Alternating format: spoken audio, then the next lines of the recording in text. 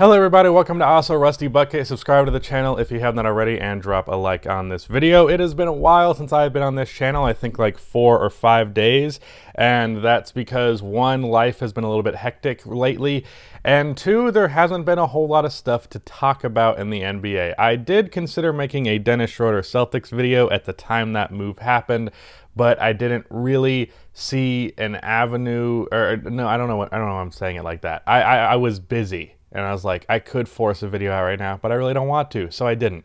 I might talk about that at the end of this video if this topic is not quite long enough to get to 8 minutes, because I do have some thoughts on that.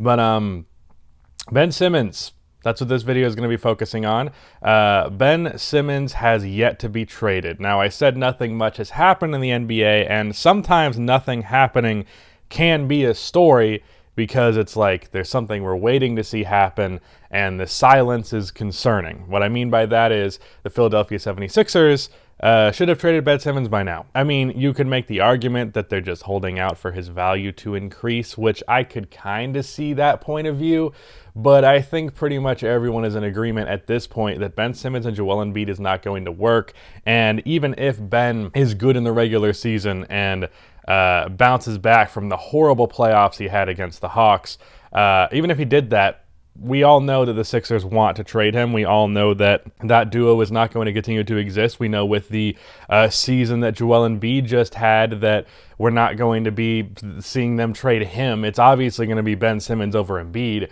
So the leverage and the negotiation power on the part of the Sixers really just ain't there, and Daryl Morey has kind of gone into trade negotiations as though he is the one with the upper hand. And hey, it's better to oversell than undersell, obviously, but at the same time, if you're going to the Spurs and asking for 4 first-round picks and then 1 or 2 young players, you're not going to get that. Not to mention, trading for a young player and first-round picks doesn't really make sense for Ben Simmons with the Sixers roster that you have right now. That's part of the reason why we're all like, hey, make the James Harden trade, back when that was a thing that was rumored to happen. Even if that maybe was never going to happen because the Rockets had beef with Daryl Morey. But regardless, you don't trade for young players and picks, I don't think, unless you're planning on flipping those young players and picks for something else, which at that rate, you might as well just trade Ben Simmons for that something else. But anyways, logical loop there. So four first-round picks, 2 young players, you're not getting that. You're not going to get, I mean, there was an offer they gave to the Warriors that was like multiple first-round picks, and I think they asked for James Wiseman, which was weird. These are all like not strictly confirmed trade rumors, because when are they ever, unless like after the fact a trade has happened, like, oh, this was on the table. So that's, there was one that was reported that the Indiana Pacers offered Malcolm Brogdon. I think they also, for salary, had what's his name, the shooting guard, Jeremy Lamb in there, which is a decent player who makes like $10 million a year. Him, Brogdon, and 2 first-round picks. I think it was 2 first-round picks. That is, I think, a respectable trade package for Ben Simmons. Now, I actually don't understand on the Pacers side of things why you make that trade when you have Sabonis, and that's 2 non-3-point shooters. But at the same time, that is a decent return. There's, of course, the CJ McCollum rumors that have been going around, which would be interesting. I've been wanting to see the Blazers make a drastic move, and I believe that trading for Ben Simmons would be a good move for that team, just because it'd be a defensive-minded guy. You can do the not as good, he'd be the better Draymond Green thing, which I've talked about with Ben Simmons a million times before, where use him as a pick-and-roll playmaker, as the roll man rather than the ball handler, and that would be cool. I think he'd be very effective in that situation. You slide Norman Powell over to the 2.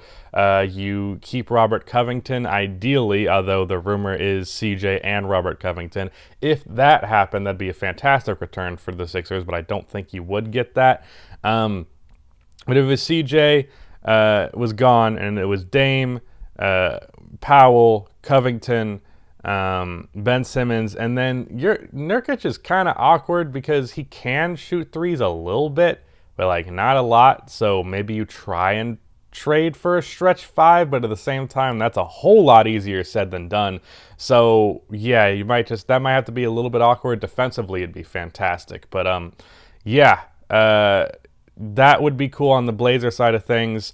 But really, I'm just kind of reaching here for like what has been discussed with Ben Simmons, because at least publicly, there's not a whole lot of knowledge as to what has been discussed around him. We've also seen reports about Ben Simmons ignoring the Sixers. There was Kendrick Perkins saying that he heard that Ben would be willing to not show up to training camp. That said, I would never trust a word out of Kendrick Perkins' mouth, so I'm not going to put too much weight into that. But at the same time, that does sound like not that crazy based on the fact that he's just been out of contact with the rest of the Sixers. Although there was a report very recently that was said that he hit up Joel Embiid or something like that, or like I think there was an excuse like, oh, he just doesn't text people. So I don't know. But regardless, there's pretty clearly a little bit of a disconnect there.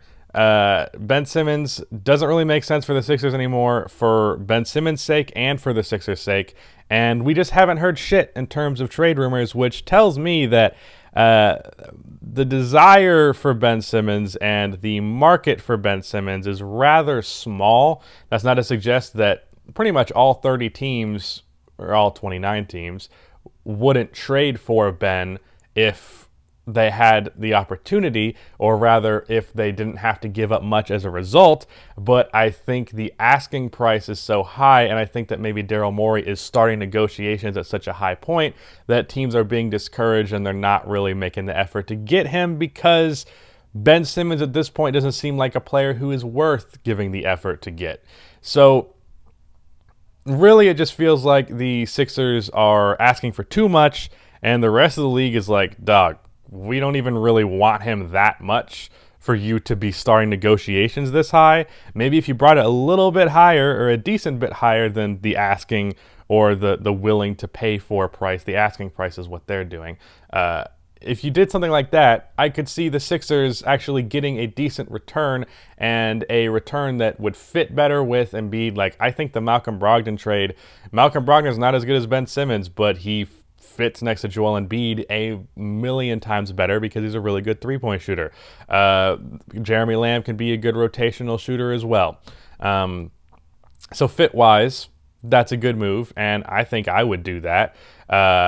And it's crazy that Ben Simmons' trade value has decreased to a rate that we are talking about that, but at the end of the day,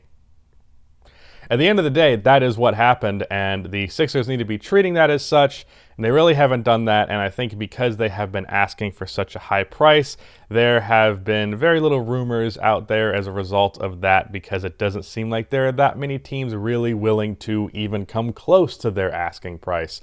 But that was Ben Simmons. I think I'll talk just a little bit about Dennis Schroder here, since I talked about it briefly in the intro, and might as well, because I'm not going to make a dedicated video to it like a week after the move happens. He signed with the mid-level exception, I believe it was, to the Boston Celtics for $4.9 million on a one-year contract.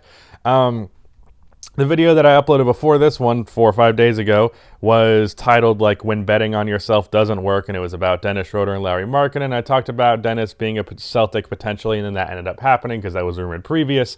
And yeah, the fact that he turned down, $84 million from the Lakers, not looking good in hindsight. In terms of this actual move for Dennis, I like the fit on the Celtics, relatively speaking. The inconsistency from outside with him has been the biggest flaw in terms of his fit on teams, because if his three ball is hitting, he pretty much fits on any other team in the league, but sometimes it doesn't. And I don't think it did last year, if I'm remembering correctly, but it definitely did the season prior with the OKC Thunder. So that is really the biggest factor in terms of that fit. I will say that from Dennis's perspective, getting a contract for 1 year where he's on at least trying to be contender level team, because the Celtics are kind of weird, kind of in a gray area there. They obviously had the bad year last year. They made a lot of changes this offseason, so it'll be interesting to see where they are for the 2022 season. In fact, I think the Celtics are one of the most interesting teams in the league going into next year. But that situation, I think, isn't a bad place for him to try and earn more money. the way it ended up working out, and I talked about this in the When Betting on Yourself Doesn't Work video, that sometimes like there's a situation where a free agent kind of gets shafted by the situation because Dennis was asking a little too high. I mean, it was mostly his fault still, but Dennis was asking a little too high, and there were probably a few teams willing to pay something like that, but then other point guards fell in line for them. Like one of the teams that was rumored to be interested in Dennis Schroder was the Chicago Bulls, but then Lonzo Ball happened. My dog just barked. Sorry if you heard that. There were so many instances where teams got point guards. Kyle Lowry went to the Miami Heat, or teams just kind of already had point guards. Most teams in the league had a point guard better than Dennis Schroder already, or if he wasn't better than Dennis Schroder, they didn't really have to pay a lot for him like they would potentially Dennis. So it just ended up falling where like each pillar of a potential team that could bring in Dennis, the Lakers trading for Russell Westbrook, it was like, hey, there's not really a place for you anymore where you can also get the money. So it's like there's no team that needs you really, or the teams that do need you don't have the money to give you, and that's how we ended up with the Celtics. So I think Dennis on the Celtics is fine. He can be, I think Funky said this in his video about it, but just another guy who's a pretty good playmaker. Not a great one, but just added to the list. Jason Tatum is pretty good, and not Kemba Walker, he's not on the team anymore. Al Horford is a really good playmaker as a big, and Marcus Smart's a pretty decent playmaker. Dennis Schroeder is a decent playmaker. It's just a whole list of guys who can average like 5 assists per game. So the playmaking is fine there. The shot creation is fine. Like I think they just got at what 85% of Kemba Walker for way cheaper, and they also have Al Horford, who's really good. And I don't know why people still don't understand that Al Horford is really good. So yeah, I liked the offseason for the Celtics, and that kind of capped it off at it being pretty good. I mean, I'm about to release a video after this one talking about the Eastern Conference and grading their offseasons, and I gave the Celtics a pretty good grade. So yeah, that's my thoughts on that. Ben Simmons. It's weird that no one's talking about it, and it's weird that it's just completely radio silent in that regard. So I wanted to talk about that. But yeah, that is it. Goodbye.